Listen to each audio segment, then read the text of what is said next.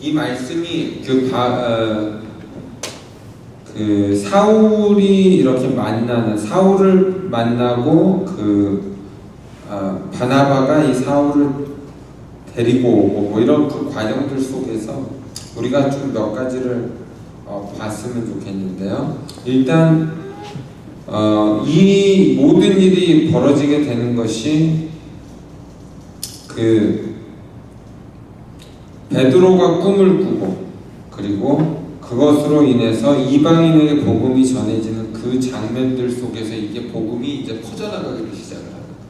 근데 이 두 가지 정도 오늘 제가 초점을 맞춰서 설명을 할 건데, 그것은 교회는 어떻게 성장을 할 수 있는가에 대한, 아까 제가 저희 존경하는 목사님 말씀을 드려서 교회는 성장할 수 없는 상태까지 와 있다.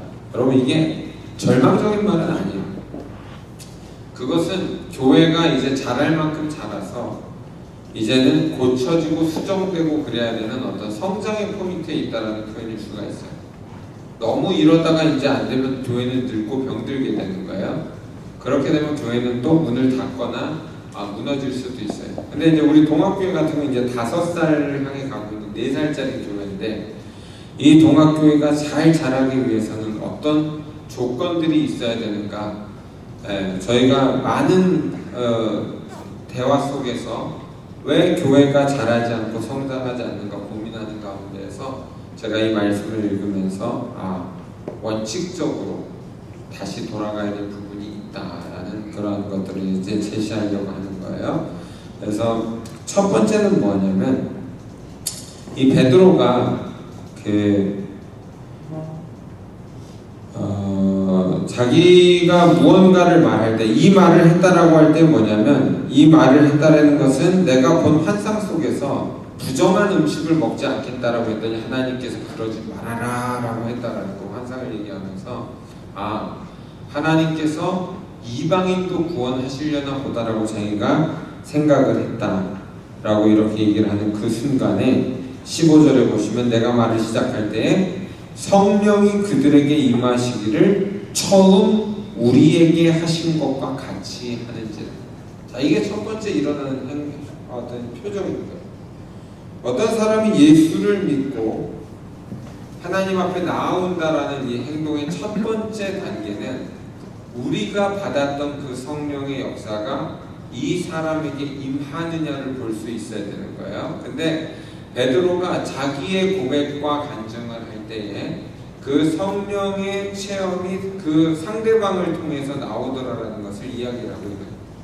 그러면 여러분들은 두 가지를 갖고 있어야 되는 거예요. 하나는 내가 이렇게 말씀을 전할 때에 정말로 나는 성령을 받은 사람인가, 아니면 교회를 판매하는 외판원인가, 아니면 교회도 판매도 안 하는 사람도 있어요. 요즘은 아주 희한한 사람들이 많죠. 그러니까 게을러 터져가지고 뭐 교회를 전하지도 않고 예수를 전하지도 않고 이런 사람들은 뭐 논외예요, 이거는. 그런 사람들은 정말 교회에 나오는 걸 감사하게 여기면서 사도행전에도 그런 부류들이 나오기는 나와요. 아무리 가르치고 해도 도대체 은혜도 못 받고 교회를 나오기는 나오는데 도저히 변화가 없더라. 그래서 하도 희한해가지고 사도들이 그렇게 신앙생활만 잘 유지하고 그렇게 해라, 그러고 도망가 버리는 케이스가 나오기는 나와요. 그러니까 안 움직이고자 하는 사람들은 방법이 없는 거예요. 내가 복음을 안전해야지 뭐 이런 사람들은 전혀 방법이 없어요. 그러니까 그거는 뭐 우리가 뭐 성령님을 의존해야 된다느니 뭐 하나님을 의지해야 된다는 이런 말로 거짓말 할 필요 없어요. 그거는 게으른 거예요. 게을러서 못하는 거예요. 안 하는 거예요. 그거 말고 나는 정말 복음을 전하고 싶은데 안 된다는 거예요. 그러면 여러분 두 가지가 있어야 돼요. 하나는 내가 거듭난 사람이에요. 내가 성령의 은혜를 체험해서 거듭나서 그것을 증거할 수 있는 체험이 있는 사람이냐고요. 이게 있는 사람은 그 마음 속에 분명히 복음을 전하고자 하는 마음이 있게 되어 있습니다. 그래서 그 마음을 표현했을 때, 상대방을 봤을 때 내가 받았던 그 은혜가 상대방에게도 임하는구나. 이게 눈에 보이셔야 되는 거예요. 이게 없이 인간적으로 자꾸 조직을 넓혀나가겠다는 욕심을 갖고 덤벼드시면은 이게 되지도 않고 사람들이나 사단에 어떤 그 걸려서 시간 낭비를 하는 경우가 은근히 많을 수가 있겠다라는 판단이 있어요. 여러분들이 가장 먼저 복음을 전할 때 의존하셔야 될 것은 내가 상대방에게 복음을 전할 때 내가 받았던 그 성령의 능력이 상대방에게 임하시는가.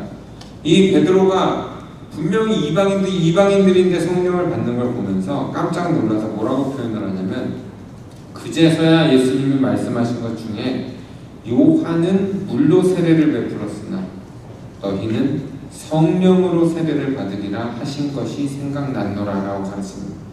그러니까 여러분들이 지금부터 초점을 맞추셔야 되는 게 뭐냐면, 내가 복음을 전할 때 성령의 역사가 상대방에게 일어나는지를 맞추고 보고 계셔야 돼요. 착각하시면 안 돼요. 내가 복음을 전하면 성령께서 내 손아귀에서 움직이셔서 저 사람을 변화시키신다, 뭐 이런 생각을 하지 마시고, 내가 복음을 전할 때 성령이 임하시는 것을 보는 게 사인이 돼야 돼요.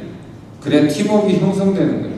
하나님이 원하시는 사람에게 가서 하나님의 말씀을 전하고 그리고 반응을 보고 그때 낚아채는 거예요. 그래야지만 성령께서 하시는 사역으로 전도가 일어나요. 근데 우리는 반대로 우리가 원하는 사람을 우리 방법대로 어떻게든 해보려고 할 때 안 되는 것을 보는데, 어떤 그 사람들은 아직 때가 아닐 수도 있기 때문에 시간을 낭비하지 않고 타겟을 정확히 맞추는 연습을 하셔야 될 거예요. 안 움직이고 안 하겠다는 거는 뭐 방법이 없으니까 그 사람들은 못하지만, 내가 복음을 전하고자 하는데 왜 요즘에는 복음이 전해지지 않는가? 그것은 우리가 성령님과의 사인을 잘못 가지고 있든지 아니면 아직 복음을 전할 레디가 되어 있지 않은 사람인지 둘 중에 하나가 되는 거예요. 그러므로 여러분들이 나가서 예수를 증거하시는데, 그리고 상대방을 보시란 말이에요. 어떤 사인이 오면, 여러분 물고기를 낚을 때요, 찌가 흔들렸는데 안 낚으면 어떻게 돼요? 물고기가 모이면 먹고 도망가 버려요. 그리고 멍청하게 먼 산 보고 있으면 어떻게 돼요? 찌가 걸려가지고 낚싯대를 끌고 도망가 버려요. 제가 저희 가족이 딱 한 번 낚시를 간 적이 있어요. 네, 텐트를 사가지고 낚시를 간 적이 있는데, 그때 처음으로 낚시 손맛을 봤어요. 그래서 낚싯대가 막 끌려 확 잡고 월척이다 하고 당겼더니 딱 손가락만한 고기가 나는 거예요. 잉어가 그렇게 힘이 센 줄 몰랐어요.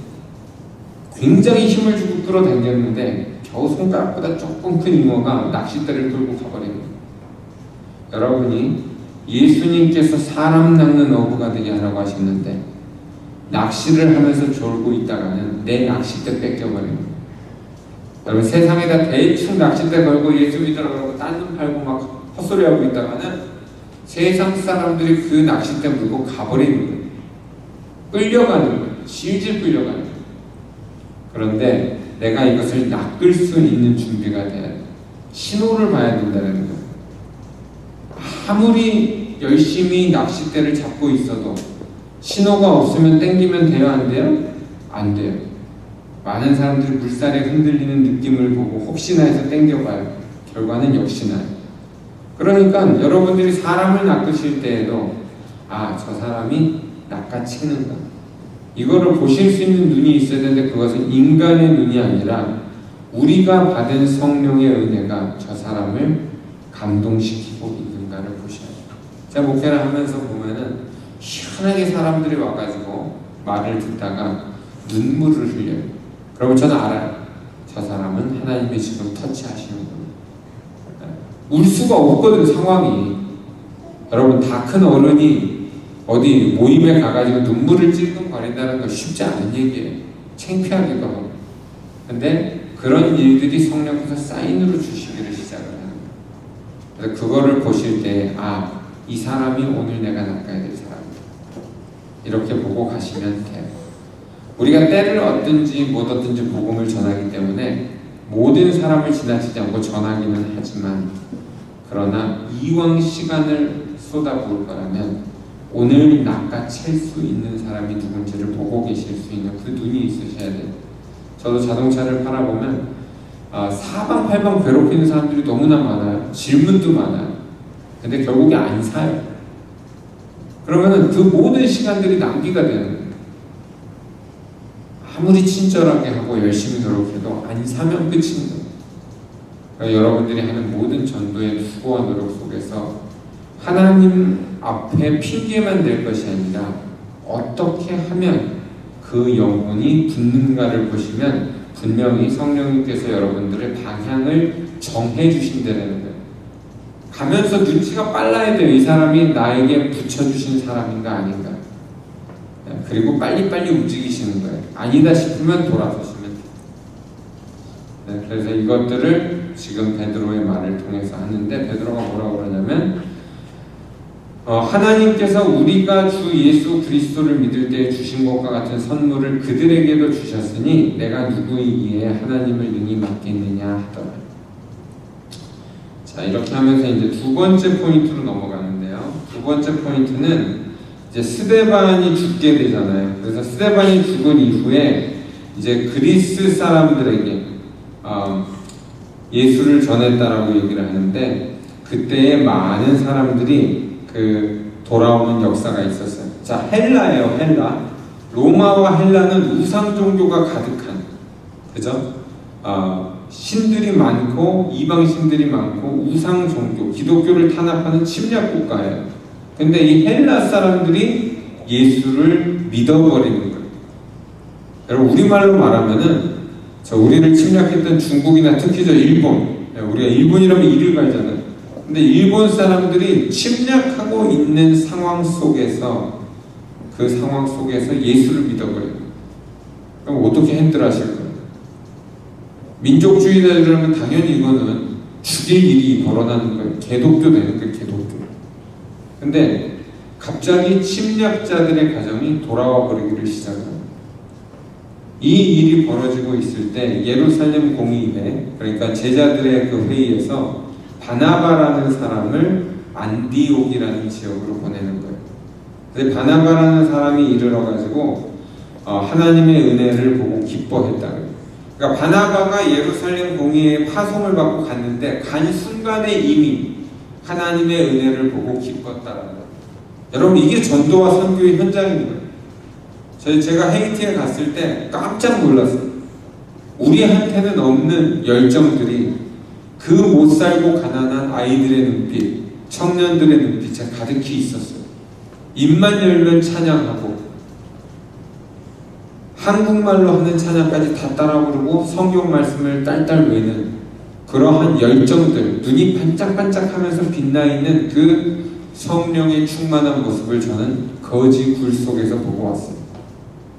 여러분, 그렇기 때문에 이 사람이 성령을 받은 모습은 여러분들이 보시면 분명히 분별되실 수가 있고, 바나바는 가자마자 그것을 보고 기뻐하였더라 이렇게 되는 거예요.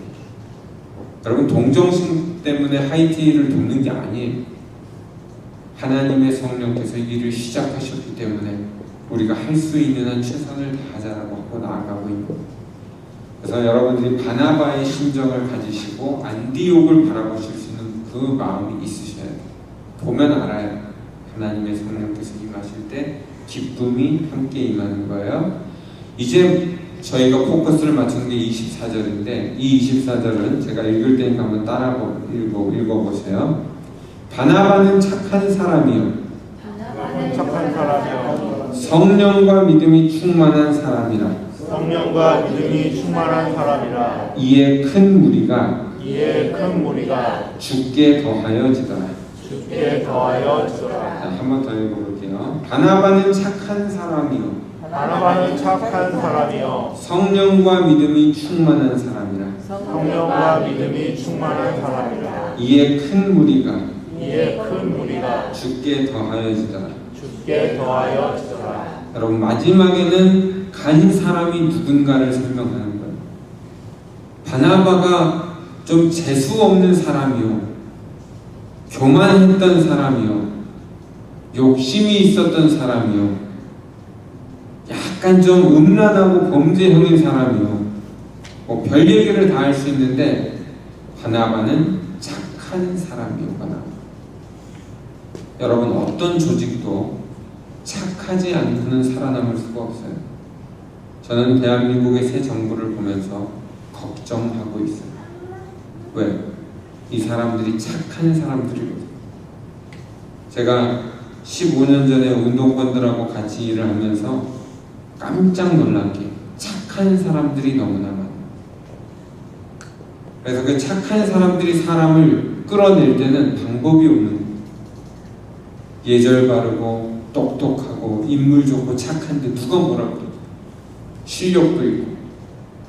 근데 하나님을 믿지 않아요. 하나님이 싫어하시는 가치관을 옳다고 주장합니다. 그러면 저는 대한민국의 미래를 사람들이 말하는 것처럼 그렇게 밝게 보고 있지는 않아요. 그 이유는 하나님을 경외하는 사람들의 모습이 조롱을 받고 있기 때문입니다. 역사를 주관하시는 하나님이 정말로 살아계시다면 느부갓네살 정도의 기를 쓰실 이유가 없어요. 다윗을 일으키실 수도 있는 거예요. 그러나 우리가 너무나 타락하고 더럽혀졌기 때문에 심판의 때로 갈 때에는 세상 사람들을 이용하셔서 우리를 부끄럽게 하시는 일이 일어나게 되는 거예요. 여러분, 그래서 여러분들이 살아가시면서 첫 번째 돼야 될 사람은 기도하는 사람이요, 주의를 잘 지키는 사람이요, 11조를 내는 사람이요, 전도하는 사람이요가 아니고 착한 사람이요. 사람들이 여러분들을 봤을 때 저 사람은 착한 사람이다, 이게 나와야 돼요. 이게 나오지 않는데 무슨 조직이 있어요? 여러분, 우리 새로 뽑힌 대통령 후보가 못된 사람이요 그러면 사람들 뭐라 그러겠어요? 돌이나 던지지 않으면 다행히 시점 아니에요. 착한 사람이요 그러니까 사람들이 감동을 받잖아요. 예수 믿는 사람이 홍머시기를 논하지 않더라도 예수 믿는 사람이 그 정도는 착해야 되는 거 아니에요? 적어도 예수를 믿고 세상에서 뭔가를 해보겠다는 사람들이 그 이상으로 착해야 되는 거 아니에요?